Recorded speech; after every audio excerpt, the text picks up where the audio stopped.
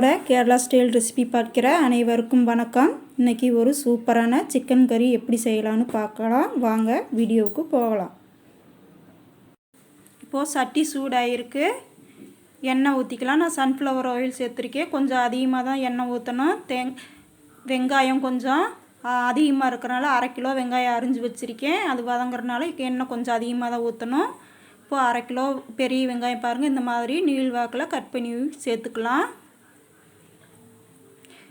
பச்சை மிளகாய் ஒரு 3 எண்ணம் நறுக்கி போட்டுக்கலாம். இஞ்சி பூண்டு விழுது 1/2 ஸ்பூனு. இதெல்லாம் 2 கிலோ சிக்கனுக்கு. இதை இப்போ நல்லா வதக்கிக்கலாம். அடிப்பிடிக்காமல் பார்த்து ஸ்டவ் கொஞ்சம் குறைச்சி வச்சுக்கோங்க. மீடியமாக வச்சுக்கோங்க. தீ ரொம்ப கூட்டி வைக்க வேண்டாம்.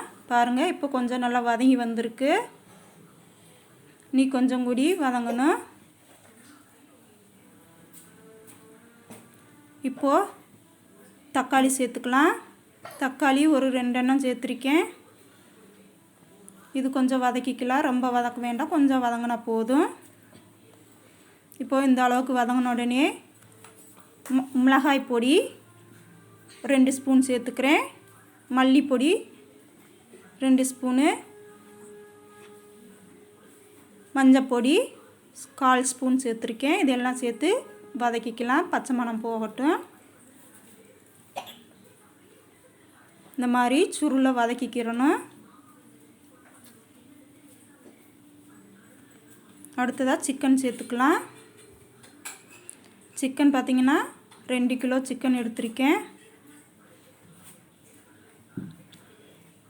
இந்த மாதிரி நீங்களும் செஞ்சு பாருங்கள், கண்டிப்பாக உங்களுக்கு பிடிக்கும். முதல் முறையாக பார்க்குறவங்களா இருந்தால் சப்ஸ்கிரைப் பண்ணிக்கிங்க. அப்படின்னா தான் என்னோடய வீடியோ உங்களுக்கு அடுத்தடுத்து கிடைக்கும். போட்ட வீடியோவும் பார்க்க முடியும்.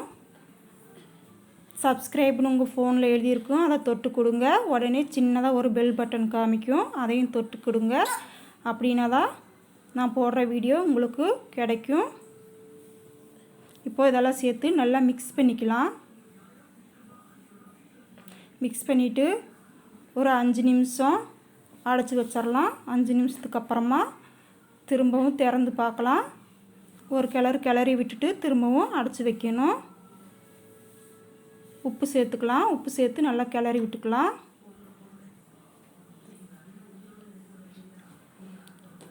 நல்லா இது மாதிரி வதக்கினா தான் சிக்கனில் காரம் உப்பு எல்லாம் பிடிக்கும். இப்போது சிக்கன் பொடி நீங்கள் எந்த பொடி உபயோகிக்கிறீங்களோ அதை சேர்த்துக்குங்க. நான் ஒரு 2 ஸ்பூன் அளவுக்கு சிக்கன் பொடி சேர்த்து நல்லா கிளறி விட்டுக்கிறேன். பாருங்கள், இப்போ நல்லா வதங்கி வந்திருக்கு ஓரளவுக்கு.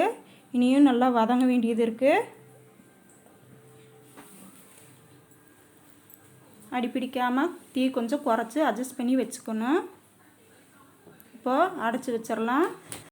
இப்போது 5 நிமிஷம் ஆயிடுச்சு. திரும்பவும் கிண்டி விட்டுக்கலாம், இல்லைன்னா அடியில் கரிஞ்சு போகும். இப்போ கிண்டி விட்டுட்டு திரும்பவும் அடைச்சி வச்சிடலாம். இப்போது திறந்து பார்க்கலாம். இனி ஒரு 5 நிமிஷம் கூடி ஆயிடுச்சு. மொத்தம் 10 நிமிஷம் நல்லா வதக்கியிருக்கோம். பாருங்கள், எல்லாம் கறியோடு சேர்ந்துருக்கு.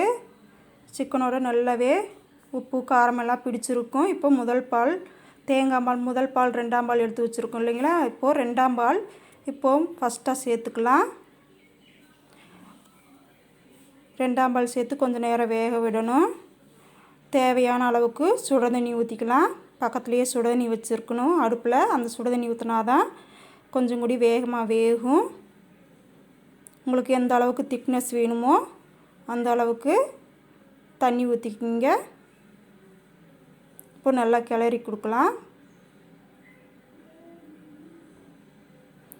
இனி ஒரு 10 நிமிஷம் அடைச்சி வைக்கணும். நல்லா மிக்ஸ் பண்ணிவிட்டு 10 நிமிஷம் அடைச்சி வைக்கணும். அதுக்கப்புறமா தான் முதல் பால் தேங்காய் பால் ஊற்றணும். இப்போ அடைச்சி வச்சிடலாம். இப்போது 10 நிமிஷம் ஆயிடுச்சு. பாருங்கள், கொஞ்சம் வெந்திருக்கு. நல்லா மிக்ஸ் பண்ணி விட்டுக்கலாம். இனி கொஞ்சம் கூடி வேகணும். இனி ஒரு 10 நிமிஷம் அடைச்சி வச்சிடலாம். கொஞ்சம் நல்லா வேகட்டும். அடைச்சி வைக்கலாம்.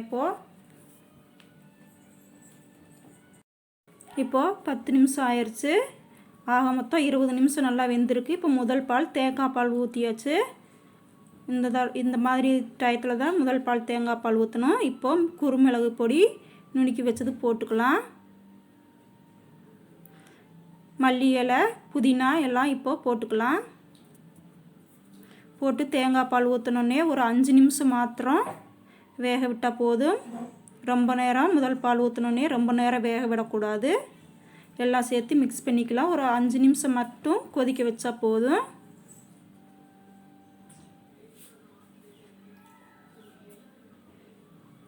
இப்போ இருக்கட்டும். ஒரு 5 நிமிஷம் அடைச்சி வச்சிடலாம். இப்போது 5 நிமிஷம் ஆயிடுச்சு. நல்லா கொதிச்சுக்கிட்டு இருக்குது. இப்போ ஸ்டவ் ஆஃப் பண்ணிடலாம். மல்லி இலை மேலே தூவி விட்டுக்கலாம்.